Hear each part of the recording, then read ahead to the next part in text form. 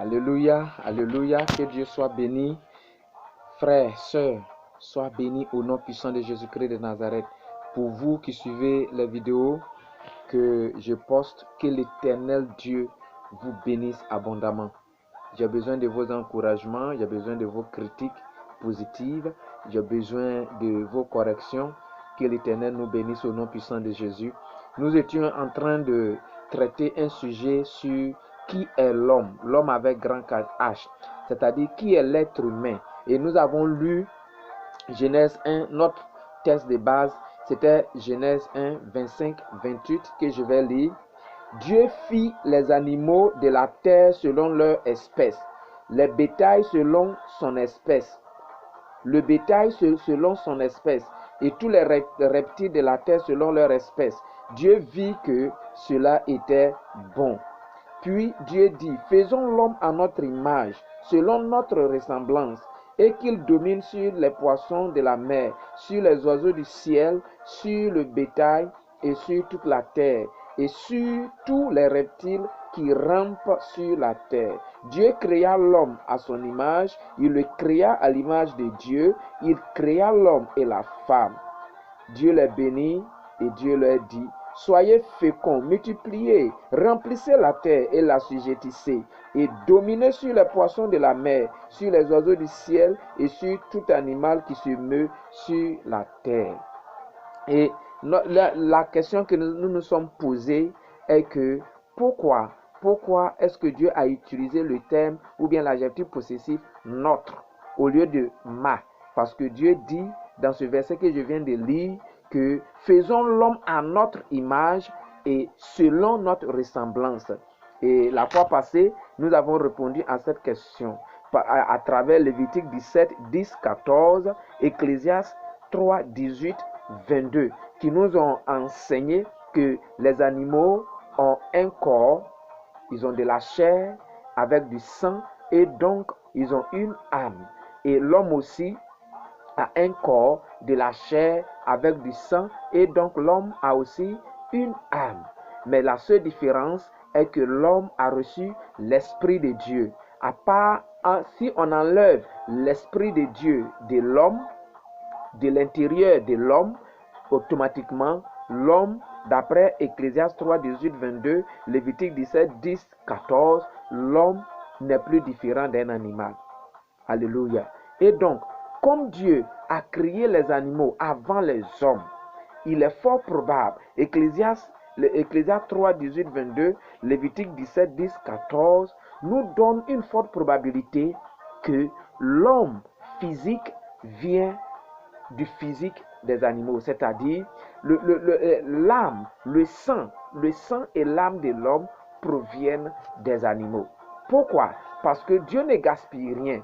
On a donné un exemple en disant que quand Dieu a créé l'homme, pour créer la femme, il n'avait pas besoin de former la femme comme il a créé Adam. Parce que déjà, les conditions étaient déjà réunies. Les éléments étaient déjà présents en qui? En Adam. Et donc, Dieu a utilisé Adam pour former la femme. Dieu n'avait pas besoin de former la femme comme il a créé Adam. Dieu n'aime pas le gaspillage. Ainsi, ces versets nous ont donné une forte probabilité que le sang, l'âme de l'homme proviennent des animaux. Et c'est pourquoi, sans l'Esprit de Dieu, l'homme n'est pas différent d'un animal. Et nous avons, pour finir, posé cette question. Étant donné que Dieu a créé l'homme d'abord. Mais cet homme-là, nous devons savoir que c'était l'homme grand H. Et quand Dieu a créé l'homme, où était donc la femme? Et c'est la question que nous nous sommes posés. Et aujourd'hui, nous allons essayer de répondre à cette question. Nous voulons répondre à cette question en lisant d'abord le chapitre 1 de Genèse, le verset 27. Il est écrit, Dieu créa l'homme à son image. Il le créa à l'image de Dieu. Il créa l'homme et la femme. Dieu créa l'homme à son image, il le créa à l'image de Dieu. L'homme a été fait à l'image de Dieu.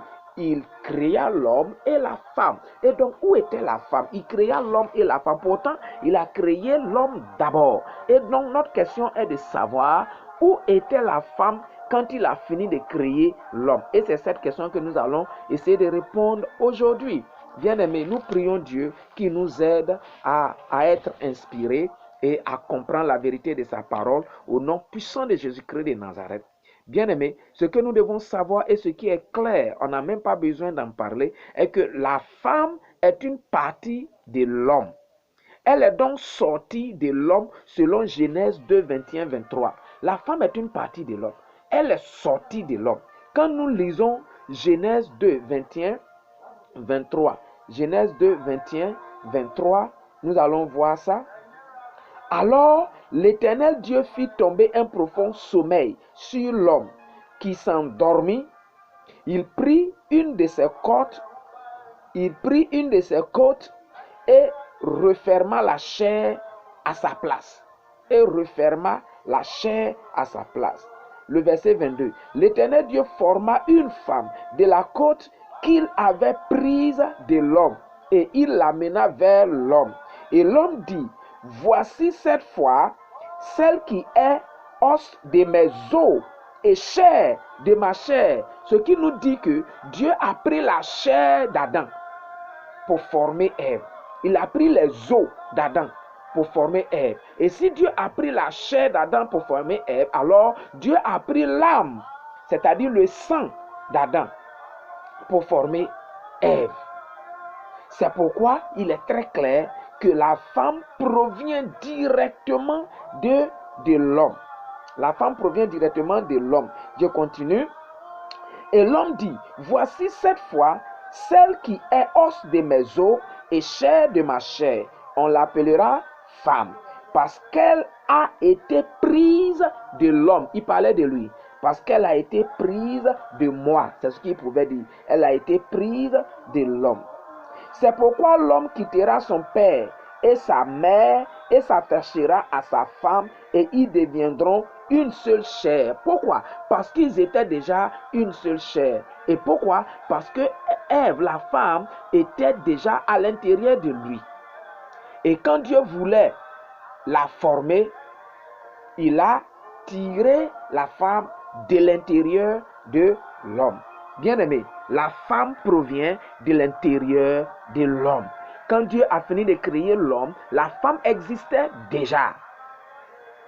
Dieu, après avoir créé l'homme, n'a pas pris la terre et formé Ève comme il a créé Adam. Non. Il a créé Adam, mais la femme a été formée à partir des éléments qu'il a tirés, qu'il a pris de l'intérieur de qui? D'Adam.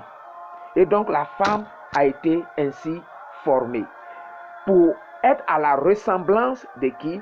D'Adam. Quand nous lisons dans Genèse 2:20, lisons Genèse 2:20.